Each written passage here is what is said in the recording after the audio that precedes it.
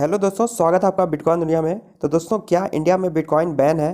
क्या हम इंडिया में बैंक के थ्रू लेन देन नहीं कर सकते हैं बिटकॉइन का? और क्या अगर हम जो है बैंक से लेन देन करते हैं तो बैंक हमारे अकाउंट को सीज कर देगा, मतलब बंद कर देगा?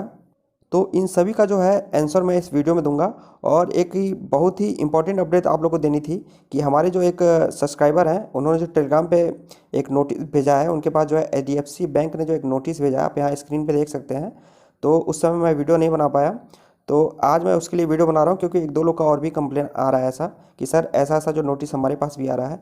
तो ये नोटिस क्यों बैंक भेज रहा है और इसका मतलब क्या है और इसका सल्यूशन क्या है, ये सारी चीज़ें मैं आपको इस वीडियो में बताऊंगा। तो वीडियो को शुरू से लेकर लास्ट तक देखिएगा, कहीं भी स्किप मत करिए, क्योंकि अगर आप ट्रेडिंग स्टार्ट कर रहे हैं तो आपको ये जानना बहुत ही ज़रूरी है।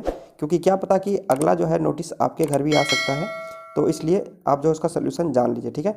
तो सबसे पहले मैं आपको यहाँ स्क्रीन पर दिखा रहा हूँ कि 6 अप्रैल को जो है इंडियन गवर्नमेंट ने जो है बैन किया था, बैंक से लेन देन करना जो है बंद कर दिया था। बोला था कि जितने भी एक्सचेंज हैं, इंडियन एक्सचेंज जैसे जेपे हो गया, वज्रेक्स हो गया, बिटवेंस हो गया, ये जो है बैंक से लेन देन नहीं कर सकते हैं, और एक तरह से बैन कर दिया था।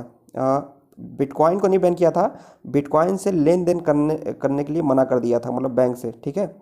तो वहाँ पे सोल्यूशन क्या लोगों ने निकाला था कि पीयर टू पीयर जो है आप जो है एक बंदे से दूसरे बंदे से को आप जो है बिटकॉइन बाई सेल कर सकते हैं। जैसा कि मैंने आपको बताया कि बिटवेंस जो है बहुत अच्छा सोल्यूशन निकाला था। जेब पे तो वहाँ से भग गई थी एक तरह से, बहुत नुकसान करा के। लेकिन बिटवेंस ने एक सोल्यूशन निकाला था पीयर टू पीयर का, उससे लोग जो है एक्सचेंज से क्या नाम है बाई सेल करते थे, ठीक है। मीडिएटर बिटवेंस था। तो उसमें क्या है कि आरबीआई का कोई रोल नहीं था वहाँ पे, मतलब बैंक का कोई रोल नहीं था वहाँ पे।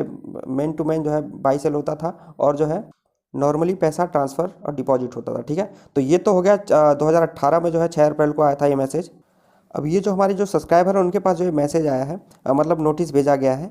तो ये जो चेन्नई के हैं और एचडीएफसी बैंक ने जो है इनके पास जो नोटिस भेजा है। और इसमें जो है एचडीएफसी ने बोला है कि नॉर्मली ये सारी जो है आप पढ़ सकते हैं इसमें। बाकी मैं इसका मीनिंग बता देता हूँ कि आप जो है आपके बैंक अकाउंट से जो है क्रिप्टो करेंसी का लेन देन किया गया है, जो कि आरबीआई के गाइडलाइंस के खिलाफ है, ठीक है। और आरबीआई ने जो 6 अप्रैल को, जैसा कि मैंने आपको नोटिस दिखाया, 6 अप्रैल को बैन कर दिया था। फिर भी जो है, और आप जो है लेन देन नहीं कर सकते हैं, लेकिन फिर भी आप जो है बैंक से लेन देन कर रहे हैं, जो कि हमने ये पाया है। इस कारण जो है आपको क्या करना है कि आपको अपना जो है जो भी ट्रांजैक्शन किए हैं उसको जो है 30 दिन के अंदर आपको जो क्लियर करना है कि कारण क्या था। मतलब आपको जो है एक तरह से क्लियरिफिकेशन भेजना है, और अगर आप भेजते हैं तो ठीक है, नहीं भेजते हैं तो आपका जो अकाउंट जो है बैन कर दिया जाएगा, मतलब कि हटा दिया जाएगा, ठीक है। तो ये है प्रॉब्लम जो है एचडीएफसी की तरफ से आया, कुछ जो है एक्सिस बैंक है उसकी तरफ से भी ऐसे ऐसे नोटिस आ रहे हैं, ठीक है। तो ये तो हो गया प्रॉब्लम। अब मैं बताता हूँ इसका सल्यूशन, ठीक है।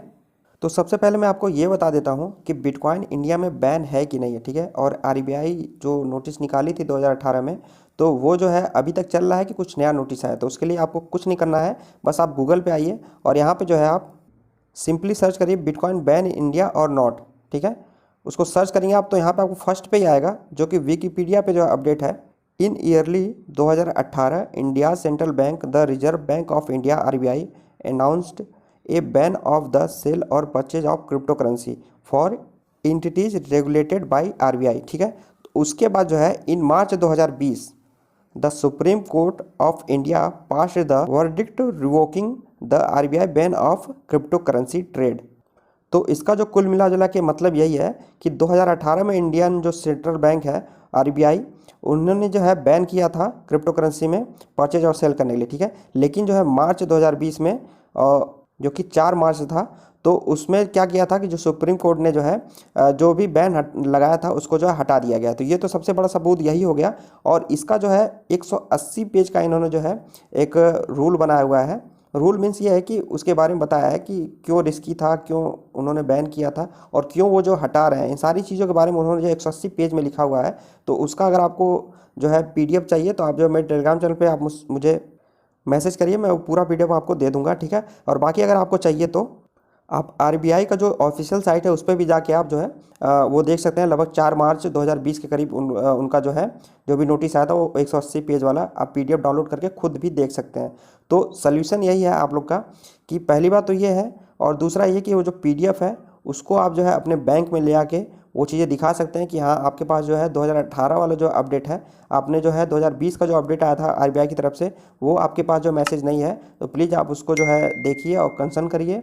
उसके बाद हमारे बैंक को जो भी आप बैन करने का बोल रहे हैं बैंक अकाउंट को, तो उसका जो है कुछ सोल्यूशन करिए, ठीक है। तो कुल मिला जो लगे आरबीआई ने जो है अपनी जो बैंक से लेन देन हम करते हैं उस पर कोई बैन नहीं है, हम बैंक से लेन देन कर सकते हैं। ये ऑफिशियल जो है आरबीआई के साइट पे भी आपको मिल जाएगा। तो आप वो जो है पीडीएफ आप अपने बैंक मैनेजर को या बैंक में जाके आप आराम से दिखा सकते हैं और आपका जो भी प्रॉब्लम हो सॉल्व हो जाएगा। और एक चीज़ मैं बता देता हूँ कि ये क्यों हो रहा है, तो सिंपल सा मैं बता देता हूँ कि क्या है कि बैंक के पास जो है अपडेट नहीं है। ये जो प्राइवेट बैंक है यही जो है मैक्सिमम जो ये चीज़ें कर रही हैं, क्योंकि मैं आपको एक फैक्ट बता देता हूँ।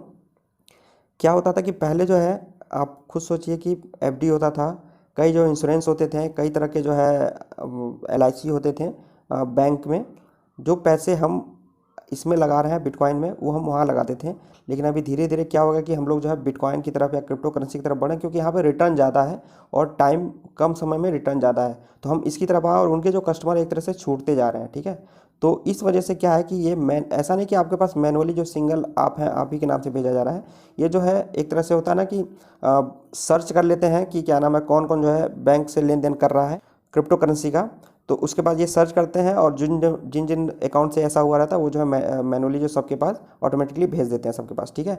तो ये मैसेज सबके पास पहुंच रहा है। आपको अगर इसका जो है कुछ प्रॉब्लम होता है तो आप जो है ये नोटिस दिखा सकते हैं। और दूसरी चीज़ है कि थोड़ी सावधानी बरती है। अगर आप पेयर टू पेयर कर रहे हैं, किसी से भी ट्रेडिंग बाई सेल कर रहे हैं, तो आप जो है अपने रिमार्क में जो है कहीं भी क्रिप्टो करेंसी या संबंधित कोई भी वर्ड यूज़ ना करें, तो ये आपके लिए ज़्यादा बेहतर होगा। तो दोस्तों उम्मीद करता हूँ कि आपको क्लियर हो गया कि इंडिया में बैन है कि नहीं, हम लेन देन कर सकते हैं नहीं कर सकते हैं। और अगर इस तरह की प्रॉब्लम आपके पास आती है तो आप इसका आराम से सोल्यूशन कर सकते हैं। अगर वीडियो पसंद है तो वीडियो को लाइक करिए, चैनल को सब्सक्राइब करिए, और इसी तरह की इन्फॉर्मेटिव वीडियो और भी मैं लेके आता रहता हूँ। और नीचे डिस्क्रिप्शन में टेलीग्राम चैनल उसको भी जाके आप जरूर ज्वाइन कर लीजिए।